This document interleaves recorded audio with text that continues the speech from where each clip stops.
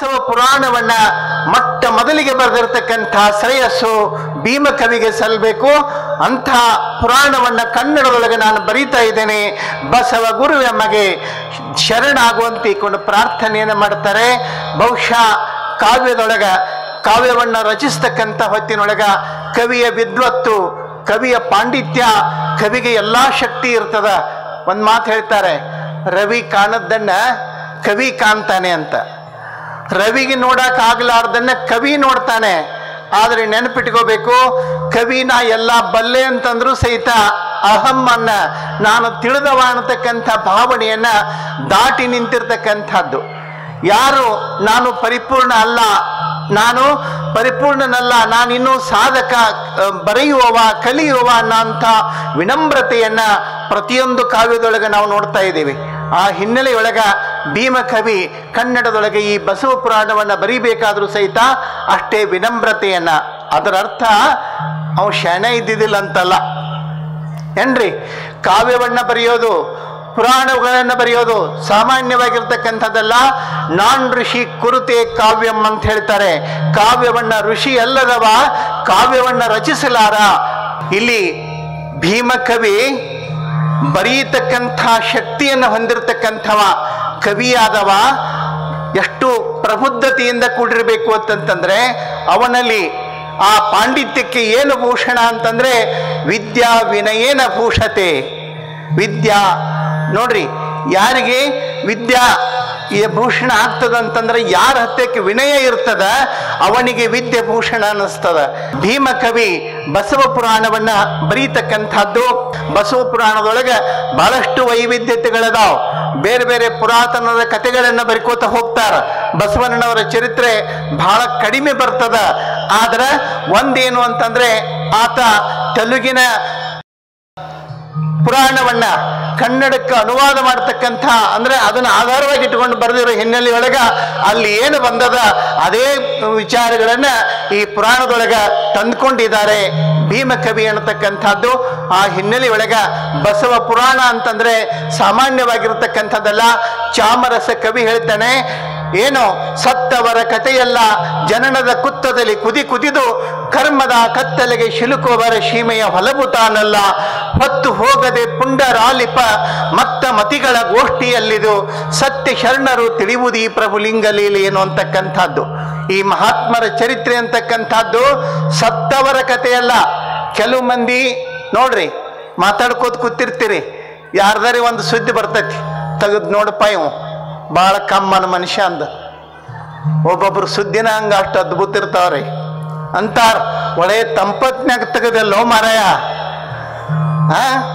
ಒಳ್ಳೆ ತಂಪತ್ನಾಗ ತೆಗದಿಲ್ಲ ಅಂಥ ಮನುಷ್ಯ ಅಂದು ಯಾರ್ದು ಕೇಳಬೇಕು? ನಾವು ಯಾರ್ದೋ ಕೇಳೋದಲ್ಲ, ಯಾರ್ದೋ ವಿಚಾರಗಳನ್ನು ಕೇಳ್ಕೊತ ಕೂಡ್ರೋದಲ್ಲ. ಹಾಳು ಹರಟೆಗಳೊಳಗ ಇನ್ನೊಬ್ಬರನ್ನ ಟೀಕಿಸುವುದರೊಳಗ, ಇನ್ನೊಬ್ಬರಿಗೆ ಹಂಗಿಸುವುದರೊಳಗ ಕಾಲ ಕಳೀತಕ್ಕಂಥದ್ದಲ್ಲ. ಕಾವ್ಯಶಾಸ್ತ್ರ ವಿನೋದೇನ ಕಾಲೋ ಗಚ್ಚತಿ ಧೀಮತಾಂ ವ್ಯಸನೇನ ಚ ನಿದ್ರೆಯ ಕಲಹೀನವ. ನೋಡ್ರಿ, ಕಾವ್ಯಶಾಸ್ತ್ರ ವಿನೋದೇನ ಕಾಲೋ ಗಚ್ಚತಿ ಧೀಮತಾಂ. ಕಾವ್ಯಶಾಸ್ತ್ರದೊಳಗ, ವಿನೋದದೊಳಗ, ಆನಂದದೊಳಗ ನಾವು ಅಧ್ಯಯನದೊಳಗ ನಮ್ಮ ಸಮಯವನ್ನ ಕಳಿಬೇಕು. ಇದು ಬುದ್ಧಿವಂತರ ಲಕ್ಷಣ. ವ್ಯಸನೇನ ಚ ಮೂರ್ಖಾನಾಂ ನಿದ್ರೆಯ ಕಲಹೇನವ. ಎಲ್ಲಿ ನಾವು ಕಾಲ ಕಳಿಬೇಕು ಅಂತಂದ್ರೆ ಒಳ್ಳೆಯ ವಿಚಾರವನ್ನ ಕೇಳೋದ್ರೊಳಗ, ಪುಣ್ಯಾತ್ಮರ ಚರಿತ್ರೆಗಳನ್ನು ಓದೋದ್ರೊಳಗ ನಮ್ಮ ಜೀವನ ಪಾವನ ಆಗ್ತದ. ನೆನಪಿಟ್ಕೋಬೇಕು, ನಮ್ಮ ಬದುಕಿಗೆ ಹಾಳಾಗುವಂಥ, ನಮ್ಮ ಜೀವನವನ್ನು ಹಾಳು ಮಾಡುವಂಥ ಯಾವುದೋ ದುಷ್ಟ ಶಕ್ತಿಗಳ ವಿಚಾರಗಳನ್ನು ನಾವು ಕೇಳ್ಕೊತ ಕೂಡಿರಬಾರ್ದು.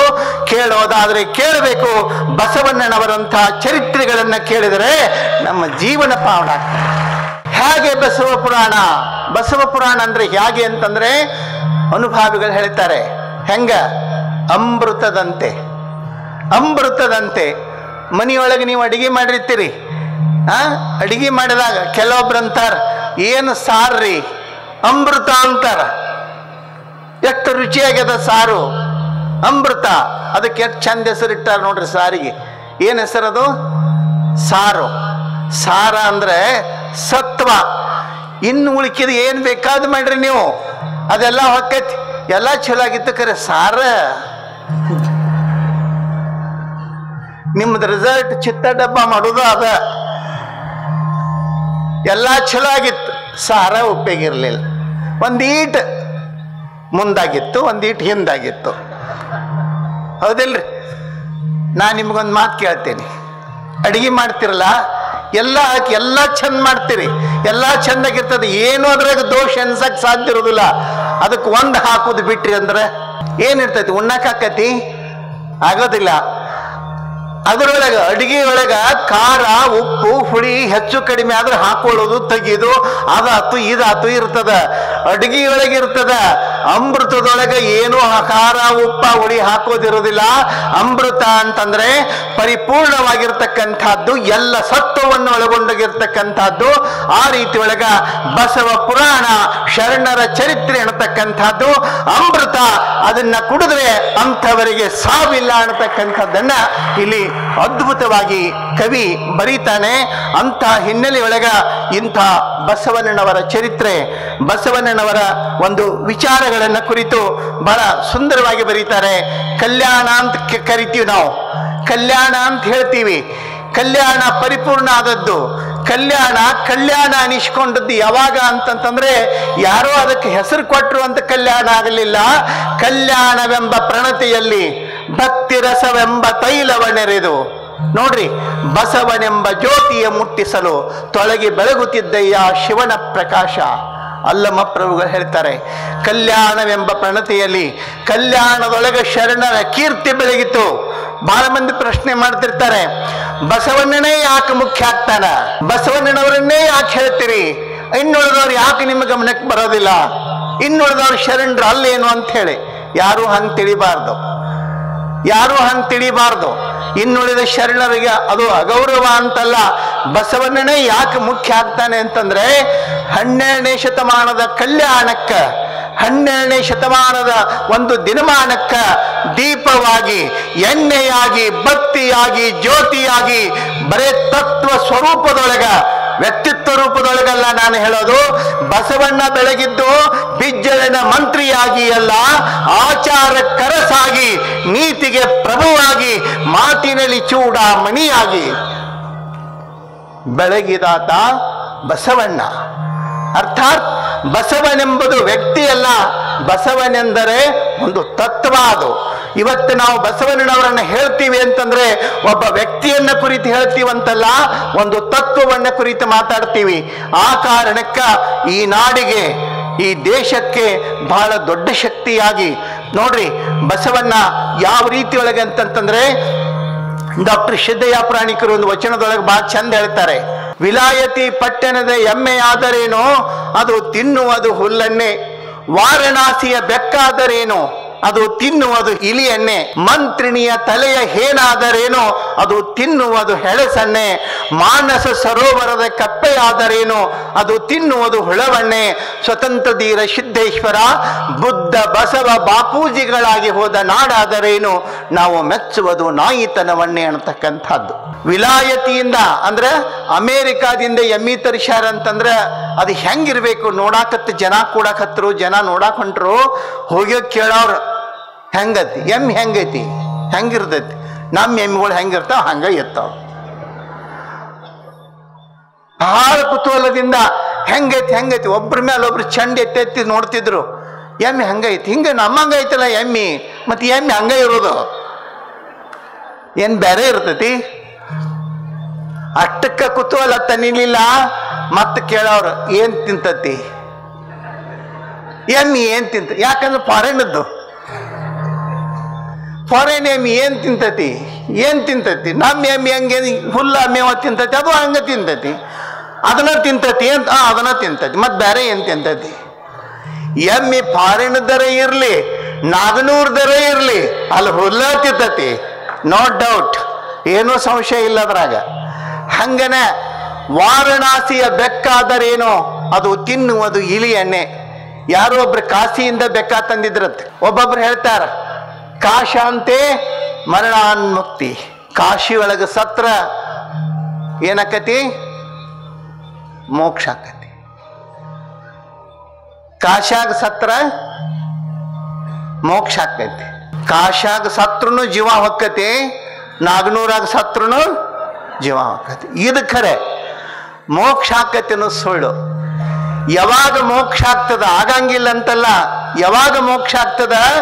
ಗುರುವಿನ ಕರುಣೆಯನ್ನ ಪಡೆದು, ಗುರುವಿನಿಂದ ಲಿಂಗ ದೀಕ್ಷೆಯನ್ನ ಪಡೆದು, ಲಿಂಗ ಪೂಜೆಯನ್ನ ಮಾಡಿ, ಶಿವಶರಣರ ವಿಚಾರಗಳಂತೆ ಬಸವಾದಿ ಶಿವಶರಣರ ವಿಚಾರಗಳನ್ನ ನಮ್ಮ ನಡೆಯೊಳಗೆ ತಂದುಕೊಂಡು, ಜಗತ್ತಿನ ಕಷ್ಟೆಲ್ಲ ನನಗಿರ್ಲಿ, ಜಗತ್ತೆಲ್ಲ ಸಂತೋಷವಾಗಿರ್ಲಿ, ಎಲ್ಲರೂ ಸಂತೋಷವಾಗಿರ್ಲಿ, ದುಃಖ ಏನಾರು ಇದ್ರೆ ನನಗಿರ್ಲಿ ಅಂತ ಯಾರು ಈ ನಾಡಿಗಾಗಿ ಜನರಿಗಾಗಿ ಚಿಂತನೆ ಮಾಡ್ತಾ ಸಾಯ್ತಾರೆ, ಖಂಡಿತವಾಗ್ಲೂ ಅವರಿಗೆ ಮೋಕ್ಷ ಆಗ್ತದ. ಕಾಶಾಗ ಸತ್ರ ಆಗೋದಿಲ್ಲ. ಆಗತ್ತನ್ರಿ? ಆಗಲ್ಲ. ಅದೊಂದು ನಮ್ಮ ಭ್ರಾಂತಿ. ಅದು ಕಾಶಾಗ ಸತ್ರ ಮುಕ್ತಿ ಆಕತಿ ಅನ್ನೋದು ಇರ್ಲಿ. ಕಾಶಿಯಿಂದ ಬೆಕ್ಕ ತಗೊಂಡು ಬಂದ, ಕಾಶಿ ಅನ್ಬೇಕು, ಕಾಶಿ ಬೇಕು, ಕಾಶಿ ಬೇಕು, ಎಲ್ಲರೂ ಕಾಶಿ ಬೇಕು, ಕಾಶಿ ಬೇಕು ಅಂತೈತೆ. ಹಾಲು ಕುಡಿಸ್ರಿ, ಹಣ್ಣು ತಿನ್ನಿಸ್ರಿ, ಎಲ್ಲ ಹಾಲು ಕುಡಿತು, ಎಲ್ಲ ಮಾಡಿತ್ತು. ಇದು ಕಾಶಿ ಬೇಕಲ್ಲ, ಇಲಿ ಹಂಗೆ ತಿಂತತಿ.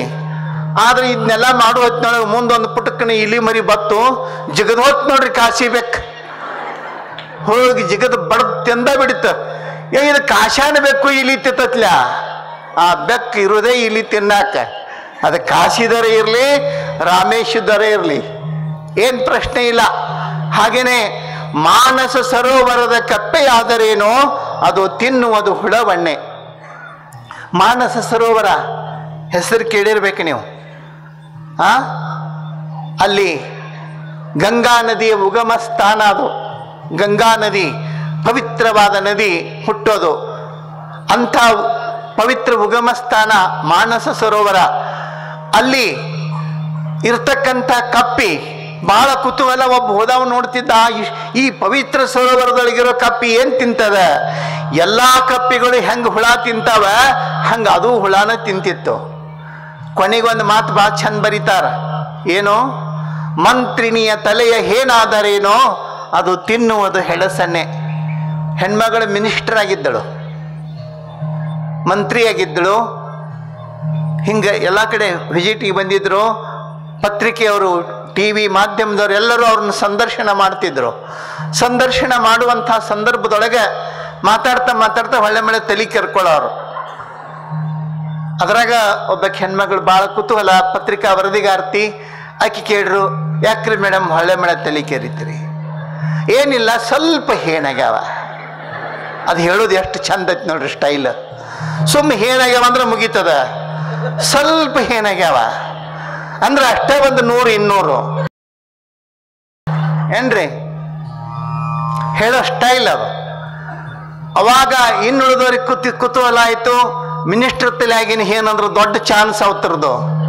ತಿನ್ನಾಕ ಏನೇನು ಕೀರು ಪುರೆ ಇವನ್ನೆಲ್ಲ ಇಟ್ಟಿರ್ತಾರ್ರಿ. ಮಿನಿಸ್ಟರ್ ಅಂದ್ಮೇಲೆ ಏನು ಆಶ್ಚರ್ಯ, ಏನು ಆ ಏನಿಗೇನು ಏನು ವ್ಯವಸ್ಥೆ ಮಾಡ್ತೀರಿ ಊಟಕ್ಕೆ ಅಂತ ಕೇಳಿದ್ರು. ಬೆಳಗಿನ ತಿಂಡಿ, ಮಧ್ಯಾಹ್ನ ಲಂಚು, ಸಂಜೆ ಡಿನ್ನರ್ಗೆ ಏನೇನು, ಅವಕ್ಕೇನೇನು. ಎಲ್ಲ ಹೆಣ್ಮಕ್ಳ ತಲೆಯಾಗಿನ ಏನು ಹೊಟ್ಟೆ ತಿಂತಾವಲ್ಲ, ಅದೇ ಹೊಟ್ಟೆ ಮಂತ್ರಿ ತಲೆಯಾಗಿನ ಏನೂ ತಿನ್ನೋದು. ಇದೆಲ್ಲ ಯಾಕೆ ಹೇಳಾಕತ್ತೀರಿ? ಸಿದ್ದಯ್ಯ ಪುರಾಣಿಕರಿಗೆ ಇದನ್ನೆಲ್ಲ ಹೇಳಬೇಕಾಗಿಲ್ಲ. ಅವ್ರಿಗೆ ಹೇಳಬೇಕಾದದ್ದೇನು? ಬುದ್ಧ ಬಸವ ಬಾಪೂಜಿಗಳಾಗಿ ಹೋದ ನಾಡಾದರೇನು? ಈ ನಾಡಿನೊಳಗ ಬುದ್ಧ ಬಂದ, ಬಸವಣ್ಣ ಬಂದ, ಗಾಂಧಿ ಬಂದ, ಎಂತೆಂಥ ಪುಣ್ಯಾತ್ಮರು ಮಹಾತ್ಮರು ಈ ನಾಡಿನೊಳಗೆ ಬಂದರು. ಆದರೆ ನಾವು ಬುದ್ಧನನ್ನು ಒಪ್ಪಿಕೊಂಡಿವ, ಬಸವಣ್ಣನನ್ನು ಒಪ್ಪಿಕೊಂಡಿವ, ಗಾಂಧೀಜಿಯನ್ನು ಒಪ್ಪಿಕೊಂಡಿವ, ಯಾರನ್ನು ಒಪ್ಪಿಕೊಂಡಿವಿ?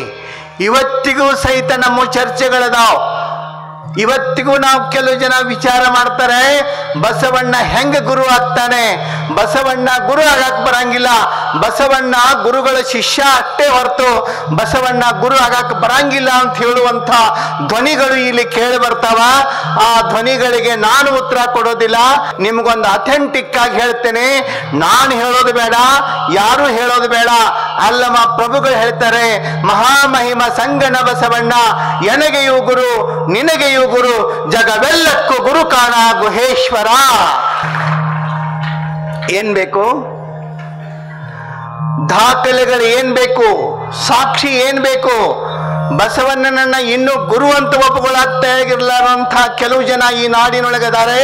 ನೆನಪಿಟ್ಕೋಬೇಕು, ಬಸವಣ್ಣ ಕನ್ನಡದ ಸೊತ್ತು, ಬಸವಣ್ಣ ಕನ್ನಡದ ಆಸ್ತಿ, ಬಸವಣ್ಣ ಕನ್ನಡದ ನೀರು, ಬಸವಣ್ಣ ಕನ್ನಡದ ಗಾಳಿ, ಬಸವಣ್ಣ ಕನ್ನಡದ ಉಸಿರು.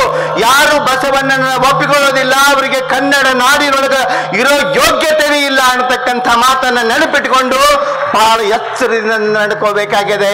ಎಚ್ಚರದಿಂದ ನಡ್ಕೋಬೇಕು. ಬಸವಣ್ಣ ಅಂದ್ರೆ ಸಾಮಾನ್ಯನಲ್ಲ, ಮಹಾಮಹಿಮ ಸಂಗನ ಬಸವಣ್ಣ. ಎನಗೆಯೂ ಗುರು, ನಿಮಗೆಯೂ ಗುರು, ಜಗವೆಲ್ಲಕ್ಕೂ ಗುರು ಕಾಣ ಗುಹೇಶ್ವರ ಅಂತ ಹೇಳಿ ಅಲ್ಲಮ ಪ್ರಭುಗಳು ಹೇಳ್ತಾರೆ. ಅಂಥ ಬಸವಣ್ಣ, ಆತನ ಕುರಿತು ಚರಿತ್ರೆಯನ್ನು ಬರೀತಕ್ಕಂಥ ಭೀಮ ಕವಿ ಎಷ್ಟು ಅದ್ಭುತವಾಗಿ ಈ ಕಾವ್ಯವನ್ನ ಬರೀತಾರೆ ಅಂತಂತಂದ್ರೆ, ನಮಗೆ ಒಂದೊಂದು ಪುಸ್ತಕಗಳನ್ನು ನೋಡಿ ಕೆಲವು ಮಂದಿ ಅಂತಿರ್ತಾರೆ, ನಮ್ಮ ಹೆಣ್ಮಕ್ಳನ್ನ ಎಲ್ಲೇ ಬಿಟ್ರು ಸೀರೆ ಅಂಗಡಿಗೆ ಬಿಟ್ರ ಅವು ಎಷ್ಟು ನಮೂನಿ ಕಲರ್ ತರ್ತಾರೋ, ಎಷ್ಟು ಡಿಸೈನ್ ತರ್ತಾರೋ, ಅವರು ಸೀರೆ ತಯಾರು ಮಾಡೋರು ಇಷ್ಟು ಬೆರಿಕಿರ್ತಾರಲ್ಲ, ವಾರಕ್ಕೊಂದು 400-500 ಡಿಸೈನ ಬೇರೆ ತಂದಿರ್ತಾರ ಅವರು. ಇವ್ರನ್ನ ಕೇಳಬೇಕು, ಮನ್ಯಾಗ ಅದಾವಲ್ಲ ಯಾಕೆ ತಗೋತೀರಂದ್ರೆ ಹೊಸ ಡಿಸೈನ್ ಐತಿ, ಡಿಸೈನ್ ಹೊಸದೈತೆ ತಗೋತಾರ ಹೊರತು ಇಲ್ಲತ್ತ ತಗೊಳ್ಳೋದಿಲ್ಲ. ಆ ಕಾರಣಕ್ಕ ಅದನ್ನ ಇದನ್ನ ತಗೊಳ್ಳೋದ್ರೊಳಗೆ ಪಾಪ ಈ ದೃಷ್ಟಿಯೊಳಗೆ ನಮ್ಮ ಗಂಡು ಮಕ್ಕಳು ಭಾಳ ಚಲೋ ಏನ್ರಿ. ಎಲ್ಲಾ ಬಟ್ಟಿ ಹೆಣ್ಮಕ್ಳಿಗೆ ಕೊಡಿಸಿ ನೀ ಏನ್ರ ತಗೋಲ್ಲ ಅಂತ ಅಂದ್ಕೂಲ ನನಗೊಂದು ಬನಿಯನ್ ಇರ್ಲಿ ಹೇಳತ್ತಾನ, ದೊಡ್ಡದು. ಹೌದಿಲ್ಲ? ಎಲ್ಲ ಅರಿವಿ ಕೊಡಿಸಿ ಇವನು ಅಂಗಿ ಸಹಿತ ಹೋಗಿರ್ತೈತಿ, ಕಡೆಗೆ ಹಾಕೊಳಕ್ ಒಂದು ಬನಿಯನ್ ಇರ್ಲಿ ಅಂತ ಹೇಳಿ ಬನಿಯನ್ ತಗೊಂಡು ಎದ್ದು ಬರೋದು. ಆದ್ರೆ ಸೀರೆಗಳಿಗೆ ಅಂತಿಂತವಕ್ಕೆ ಖರ್ಚು ಮಾಡೋ ಬದ್ಲಿ ತಾಯಿಗಳೇ ನೆನಪಿಟ್ಕೊಳ್ರಿ, ಮಣಿಯೊಳಗ ಆ ಸೀರೆಗಳನ್ನ ತಂದು ತುಂಬೋ ಬದ್ಲಿ ಶರಣರ ವಚನ ಗ್ರಂಥಗಳನ್ನ ತಂದಿಟ್ರಿ ಅಂತಂತಂದ್ರ ನಿಮ್ಮ ಮಕ್ಕಳು ಓದಿ ಈ ನಾಡಿನ ಶ್ರೇಷ್ಠ ವ್ಯಕ್ತಿಗಳಾಗಿ ಹೊರಗೆ ಬರ್ತಾರೆ. ಅಂತಹ ಪ್ರಯತ್ನ ಮಾಡ್ರಿ, ಆ ಕೆಲಸ ಮಾಡ್ರಿ, ಅದರಿಂದ ಬದುಕು ಉದ್ಧಾರ ಆಗ್ತದೆ. ನಾಗನೂರು ಮಠದಿಂದ ಇರ್ಬೋದು, ಗದಗಿನ ತೋಂಟದಾರ್ಯ ಮಠದಿಂದ ಇರ್ಬೋದು, ಹುಬ್ಬಳ್ಳಿ 3000 ಮಠದಿಂದ ಇರ್ಬೋದು. ಇವತ್ತ ವಿಶ್ವವಿದ್ಯಾಲಯಗಳು ಮಾಡ್ತಕ್ಕಂಥ ಕೆಲಸಗಳನ್ನ ನಮ್ಮ ಮಠಮಾನ್ಯಗಳು ಎಷ್ಟು ಅರ್ಥಪೂರ್ಣವಾಗಿ ಅದ್ಭುತವಾಗಿ ಮಾಡ್ಕೊಂಡು ಬಂದಾವ್. ಆ ಹಿನ್ನೆಲೆಯೊಳಗ ಶರಣ ಬಂಧುಗಳೇ ಮರಿಬೇಡ್ರಿ, ಇವತ್ತು ನಿಮ್ಮ ಮನೆಯೊಳಗ ಅಲಂಕಾರಗೊಳ್ಳಬೇಕಾದಂಥದ್ದು. ನಾವು ಮನೆಗೆ ಹೊಸ ಮನೆ ಕಟ್ಸಿದಿರ್ತಾರಲ್ಲ, ಪಾದ ಹಾಕ್ರಿ ಪಾದ ಹಾಕ್ರಿ ಪಾದ ಹಾಕ್ರಿ ಜಗ್ಗಿ ಜಗ್ಗಿ ತಗೊಂಡು ಹೋಗಿರ್ತಾರ ನಮ್ಮನ್ನು ಏನ್ರಿ. ಪಾದ ಹಾಕ್ರಿ ಕರ್ಕೊಂಡು ಹೋಗಿ, ಒಬ್ಬೊಬ್ರು ಭಾಳ ಶಣ ಇರ್ತಾರ್ರಿ ಏನ್ರಿ. ಮನೆ ತೋರಿಸಿಗೋತ ಇದು ಕಿಚನ್ ರೀ, ಇದು ಡೈನಿಂಗ್ ಹಾಲು, ಇದು ಬೆಡ್ರೂಮು, ಇದು ಸಿಟ್ಔಟು, ಇನ್ನು ಮುಂದೆ ನೀವು ಗೆಟ್ಔಟು ಅಂತ ಹೇಳಿ ದಾಟಿಸ್ಬಿಡ್ತಾರೆ ಏನ್ರಿ. ಇದು ಸಿಟ್ಔಟು, ನೀವು ಗೆಟ್ಔಟು ಅಂದ್ರೆ ಕುಂದರ್ಬೇಡ್ರತ್ತ. ಬಹಳಷ್ಟು ಸಲ ಅತಿಥಿಗಳನ್ನ ಮನೆ ಕರಿತೀವಿ, ಅತಿಥಿಗಳನ್ನ ಮನೆ ಕರೆದು ಕೂಡಿಸ್ತೀವಿ. ನಾವು ಕೂತಿರೋ ಜಾಗ ಬಿಟ್ಟು ಎದ್ದು ಬಂದವ್ರನ್ನ ಕರ್ಕೊಂಡು ಬಂದು ಕೂಡಿಸ್ತೀವಿ. ಯಾಕ? ಅತಿಥಿಗಳು. ನಾವು ಅವ್ರು ಬಂದಾಗ ನಾವು ಕೂತು ಬಾ ಕುಂಡ್ರ ಅನ್ನೋದಲ್ಲ, ಬಂದವರನ್ನ ಎದ್ದು ಆದರದಿಂದ ಕರೆದು ನಮ್ಮ ಜಾಗ ಅವರಿಗೆ ಕೊಟ್ಟು ನಾವು ಇನ್ನೊಂದು ಕಡೆಗೆ ಎಲ್ಲೋ ನಿಂತು ಕುಂತು ಅವರನ್ನ ಸತ್ಕರಿಸ್ತೀವಿ, ಗೌರವಿಸ್ತೀವಿ. ಯಾಕ? ಬಂದವ್ರು ಬಾಳೋತ್ ಕುಂಡ್ರದಿಲ್ಲ ಅನ್ನೋದು ಗೊತ್ತಿರ್ತೈತಿ ನಮಗೆ. ಮನೆಯೊಳಗ ಎಲ್ಲ ಮಾಡ್ತೀವಿ, ಬಹಳಷ್ಟು ಮನೆಯೊಳಗೆ ನೋಡ್ಬೇಕು, ಮನೆ ತಮ್ಮ ಡಬ್ಬಲ್ ಬೆಡ್ರೂಮ್ ಅಂತ, ಡಬ್ಬಲ್ ಅತ್ತ ತ್ರಿಬ್ಬಲ್ ಅತ್ತ ಹಿಂಗೇನೇನೋ ಆ ದೇವ್ರದ್ದು ಮಾಡಿರ್ತಾರೆ ನೋಡ್ಬೇಕ್ರಿ. ಆ ದೇವ್ರಿಗೆ ಇಟ್ಟು ಮಾಡಿ ಅವು ಹೆಂಗ ಕೂತಿರ್ತಾವ. ದೇವ್ರಂದ್ರ ಹಿಂಗ ಬಡ್ಯಾಕ ಬಂದಾಗ ಅಂಜು ಕೂತಿರ್ತಾರಲ್ಲ, ಹಿಂಗ ಗಪ್ಪನ ಹಿಂಗೆ ಕೂತಿರ್ತಾವ.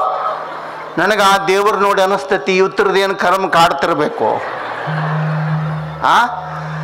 ಎಲ್ಲ ಮಾಡಿ ದೇವರಿಗೆ ಅಷ್ಟು ಮಾಡಿಟ್ಟಿರ್ತೀವಿ, ಏನೇನೋ ಮಾಡ್ತೀರಿ. ಮನೆಗೆ ಬಂದ ಕೂಡಲೇ ಮೊದಲು ಕಾಣು ಹಂಗೆ ಶೋಕೇಶ್, ಅದ್ರೊಳಗ ಯಾವ್ಯಾವೋ ಸತ್ತ ಪ್ರಾಣಿಗಳು, ಏನೇನೋ ಕಲ್ಲಿನ ಗೊಂಬೆಗಳು ಇಂಥವೆಲ್ಲ ಇಡ್ತೀರಿ ನಿಮ್ಮ ಮನೆಯೊಳಗ.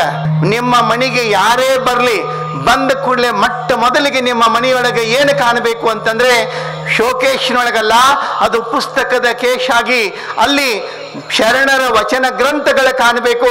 ವಿಶ್ವಗುರು ಬಸವಣ್ಣನವರ ಭಾವಚಿತ್ರ ಮೊದಲು ನಿಮ್ಮ ಮನೆಯೊಳಗ ಕಾಣುವಂಥ ವ್ಯವಸ್ಥೆ ಬರಬೇಕು. ಏನೇನೋ ಮಾಡಬೇಡ್ರಿ. ಕೆಲವು ಮಂದಿ ಹುಡುಗರು ಹುಡುಗಿಯರು ಹಾಕಿರ್ತಾರ ಯಾರ್ಯಾರ್ದು ಸಿನಿಮಾ ನಟಿಯರ ಫೋಟೋ, ಯಾವ್ಯಾವ ಆಟಗಾರನ ಫೋಟೋ ಹಾಕೊಂಡು ಕೂತಿರ್ತಾವ. ಅವು ಏನು ಬಣ್ಣ ಹಚ್ಕೊಂಡು ತಮಗೆ ಹೊಟ್ಟೆ ಕೂಳಿಲ್ಲ ಅದಕ್ಕೆ ಬಣ್ಣ ಹಚ್ಕೊಂಡು ಅವು ಅಡ್ಡಾಡ್ತಿರ್ತಾವು. ಅಂಥವ್ರ ಫೋಟೋ ಹಾಕೊಂಡು ಇವು ಕೂಳಿರ್ಲಾರ್ದ ಇವು ಬೀಳ್ತಾವ. ಏನ್ರಿ ಬ್ಯಾಡಿದು, ಇಂಥ ಕೆಲಸ ಬೇಡ. ಯಾರ ಭಾವಚಿತ್ರವನ್ನು ನೋಡುವುದರಿಂದ, ಯಾರ ವಿಚಾರಗಳನ್ನು ಓದುವುದರಿಂದ ನಮ್ಮ ಮನಸ್ಸು ಅಂತರಂಗ ಪರಿಪೂರ್ಣಗೊಳ್ಳುತ್ತದ, ಪರಿಪಕ್ವಗೊಳ್ಳುತ್ತದ, ನಮ್ಮ ಮನಸ್ಸು ವಿಕಾಸಗೊಳ್ಳುತ್ತದ, ನಮ್ಮ ಬುದ್ಧಿ ಪರಿಪೂರ್ಣ ಆಗ್ತದ. ಅಂಥ ವಿಚಾರಗಳಿರಲಿ ಹೊರತು ಯಾವ್ಯಾವನ್ನು ಇಟ್ಟುಕೊಂಡು ಕೂಡಿರೋದು ಬೇಡ. ಆ ಕಾರಣಕ್ಕೆ ಶರಣರ ವಚನಗಳು, ಶರಣರ ಭಾವಚಿತ್ರ ನಿಮ್ಮ ಮನೆಯ ಒಂದು ಸೌಂದರ್ಯವನ್ನು ಅಷ್ಟೇ ಅಲ್ಲ, ನಿಮ್ಮ ಮನೆಯ ವ್ಯಕ್ತಿತ್ವವನ್ನು ಹೆಚ್ಚಿಸ್ತಕ್ಕಂಥ ಒಂದು ಸಾಧನೆಗಳು ಅನ್ನೋದನ್ನ ಮರಿಬೇಡ್ರಿ.